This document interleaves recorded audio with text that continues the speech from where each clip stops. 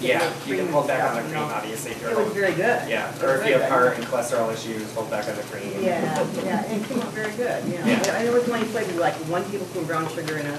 You're gonna get a bit more of an earthy undertone to it that way, good. which is really nice too. Yeah, this I like the balance of the earthiness from like the leeks, and then like the sweetness from the potatoes and the. But using that, onions. I've seen you do. I'll definitely make some.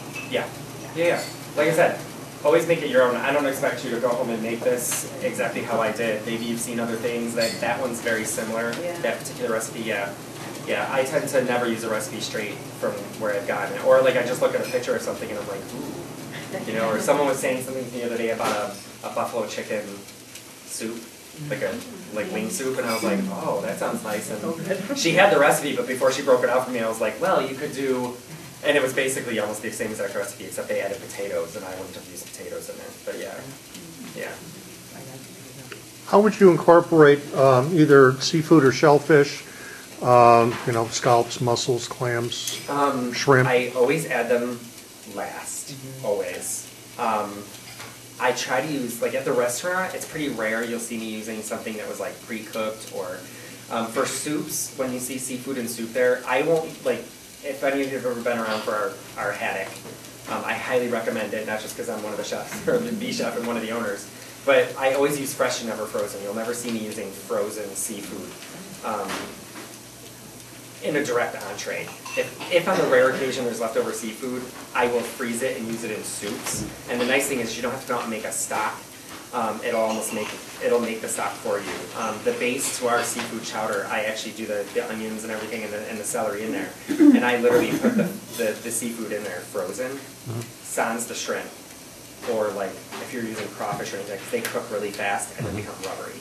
So that's what you want to be careful. So you want to make sure they're small too, so that they're easier to break down.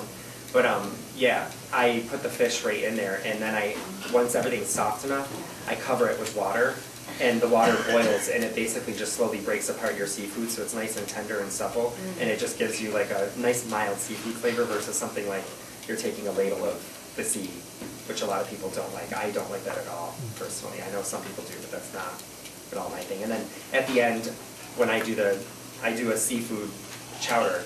It usually has haddock and salmon in it, and then I also add shrimp. The shrimp are always obviously detailed. I chop them up pretty small, and then I mix them in. And then just wait until they're you know, like a shrimp is like a whitish red color. You don't want it to be translucent at all. Where do you get your fresh? I use it's basically like a father-son business that's grown quite large, and it's actually based out of Erie. And Erie, PA, I use a company called Curtsy. They're like a subcontractor of Curtsy's. And everything's fresh and never frozen, like I said. So our haddock is an Icelandic haddock. It's 8 to 10 ounces in size. So when you get like a beer battered haddock, it's like this big at our restaurant. They're huge, very tasty. And basically, it's caught like Sunday, Monday, kept fresh. They'll start processing on the ship, I think. Tuesday and Wednesday they finish processing at the plant right there in Erie, and it's in our restaurant so Tuesday, Wednesday they process, it's in our restaurant by Thursday, and it's kept on ice baths until it's gone. And then around this area to get fresh. It is really, it's very difficult. I have a lot of customers who come to me for the salmon. Like my salmon is a sustainably managed Scottish loch. It's very fresh. It's one of the best pieces of salmon you'll ever see in your life. A lot of people who don't like salmon will eat salmon at the restaurant because of how good it is. I know Shirley's had the salmon before. It's really, really good. I don't know if either one of you know. I haven't, but I want it now. Yeah, no, it's really good. I do it in a couple different ways, but it's just, the fact of the matter is it's just super, super fresh. And I've actually ordered sides of it for people, and I can even process it for you so you don't have to worry about skinning it or portioning it down, and I can wrap it and I can wrap it and freeze it so that it's flash frozen for you, and that freshness is just there. And you can just take what you get. Yeah, so I don't have a problem doing that, just so you guys know. I have quite a few customers around town that do that because it is hard to get seafood locally. Yeah. Very hard. Yeah, from China. Yeah, or like you got to be careful with like tuna, especially if depending on where they got it after the earthquakes and stuff like that over in Japan. You want to be careful because of the exposures there. Yeah. Yeah. If anybody ever wants anything like that, I can always order stuff in for you. I custom order a lot of stuff. How important is it to devein the shrimp? Because a lot of restaurants don't do that. A lot of restaurants don't because honestly it's a pain. It's kind of gross. And I get mine deveined before they come in because it's tedious too, and there's other things I can, waste my time on in that sense. But it's really not that big of a deal. It's a textural thing. It's not going to harm you in any way, shape, or form. Imagine it getting caught in your tooth. That'd be a little gross, basically. So yeah, it's a textural thing. They got a little deveining knife that I've used. It's really great. Yeah. Little plastic job. It works excellent. I mean, most of them you just put your thumb straight up and you're fine. Yeah. I usually save that for one of the cooks too. If I have to, not gonna lie. It's the privilege of being the head honcho. What's that? In your restaurant, do you make any soups with jalapenos? Oh yeah. I'm trying to think off the top of my head right now. I don't think anything in there right now doesn't, but if you came to me and said,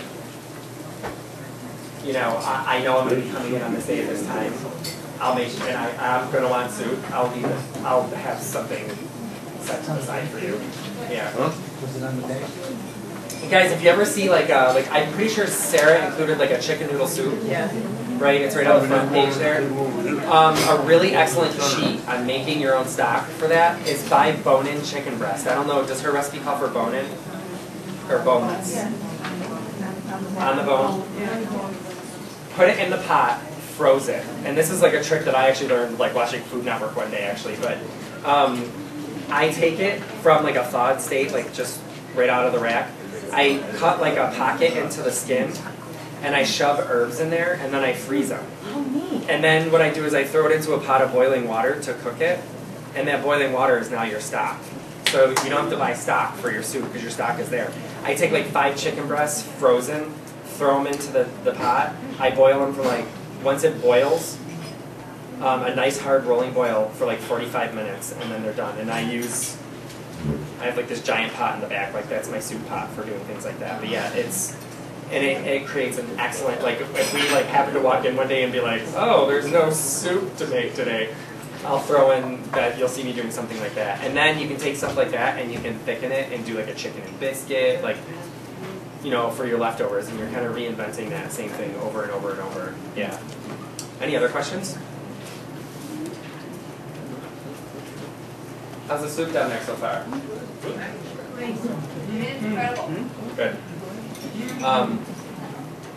I think he's bringing out a big tray for you guys right now, yeah? For those of you who don't know our restaurant, I'm a whole food chef. I try not to take anything from a box, and I say if I won't feed it to my kids, then I don't feed it to my customers. And I'm very, very, very particular about what goes into our kids' mouths. Our daughter didn't know what Kraft macaroni and cheese from a box was until I was really busy working one day and my mother made it for her.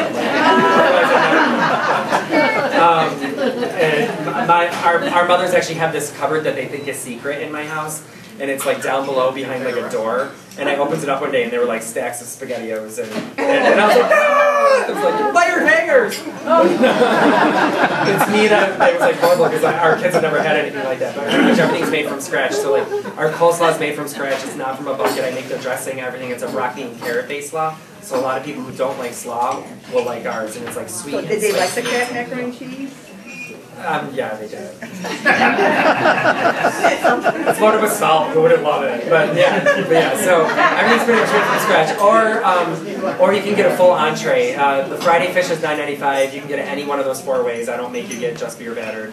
And then the full entree is $14.95. It comes with a starter salad, and then you get usually a locally sourced vegetable, which is green beans or zucchini squash, something to that effect. And then you can choose baked potato or wedge fry. It's a really good sized meal. People joke that we catch our haddock with whales. They're good size. Yeah, they're good size. Yep. Is that Fridays only? No, you can start getting our Friday fish on Thursday actually.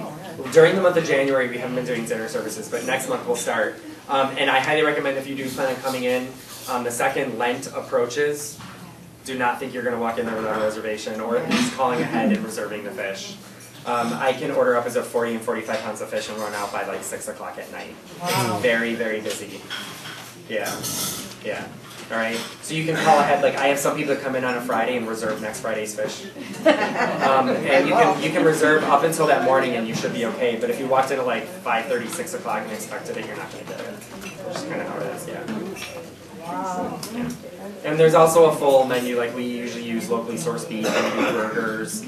There's 3 different kinds of pasta usually on order. You can get salads, soups, There's flatbreads, I mean, you name it.